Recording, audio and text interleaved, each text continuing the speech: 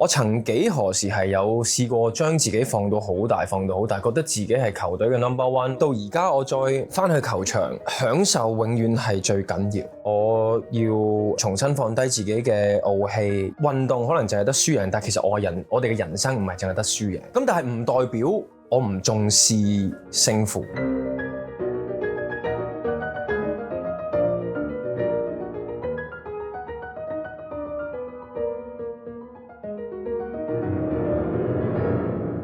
嗰陣時嘅胡子彤佢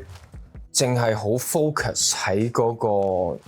棒球嘅得與失，只係望到我一定要成功，但係佢冇望其他嘅角度，就係其實 enjoy 都好緊要。仁川亞運嘅時候係撞正，頭先你講我係中生代，我哋嘅前輩或者教練佢有好多期望擺咗喺我哋度，我就會淨係望咗嗰啲期望，冇望到我頭先講嗰樣嘢 enjoy。我最近再翻去球場嘅時候，其實 enjoyment 係永遠都係第一樣嘢，而呢一樣嘢係可以 apply 落去我自己不論係做演員好，甚至乎而家做歌手，享受永遠係最緊要。呢一個係我呢一段時間嘅少少嘅覺悟咯，我會覺得係啊，即係多好多身份，多好多人生經歷，令到我有呢個咁嘅想法咯。運動可能淨係得輸贏，但其實我哋嘅人生唔係淨係得輸贏，多好多角度去望你，我哋自己都會舒服好多，釋懷好多。咁但係唔代表我唔重視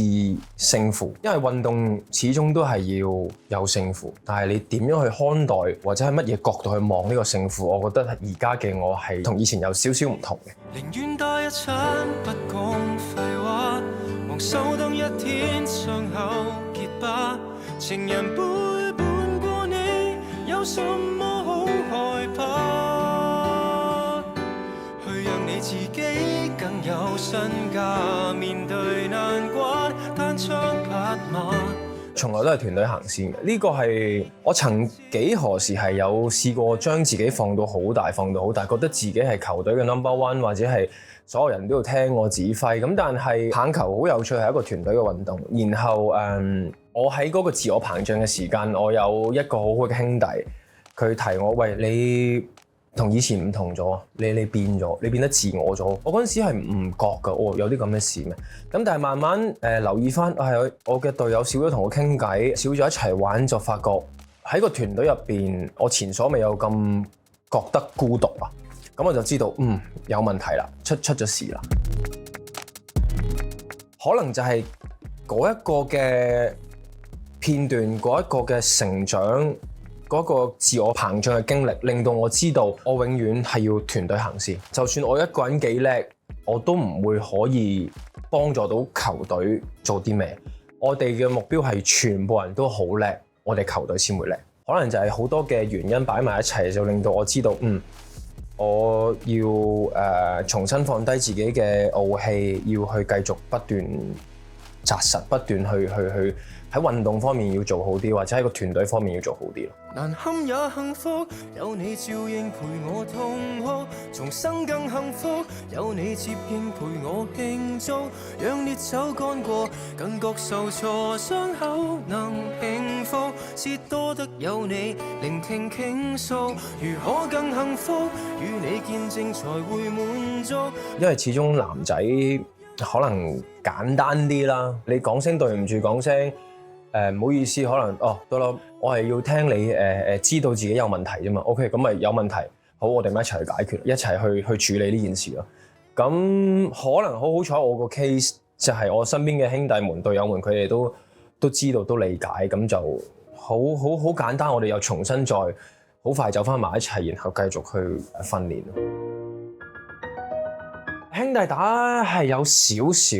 呢啲嘅嘢，因為我喺個球場入邊係，我會形容為係我最舒適、最舒服嘅一個地方，因為我可以毫無修飾咁樣做自己，然後佢哋隊友們係見過我最失落、最慘、最可憐或者係最戇居居嘅嗰個狀態啊！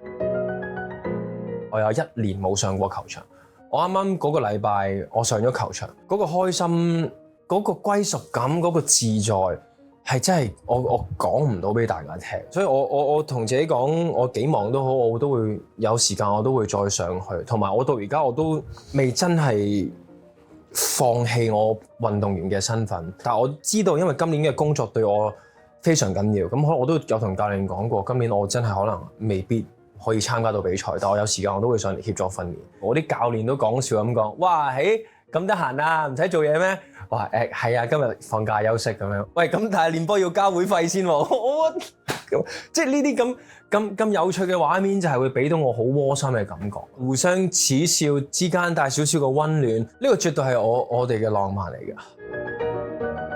我覺得我係兄弟行先嘅人嚟嘅，我會形容係有好多義無反顧咯，因為兄弟之間就係有好多嘢，可能你點下個頭，或者係你面臨緊一啲好大嘅困難，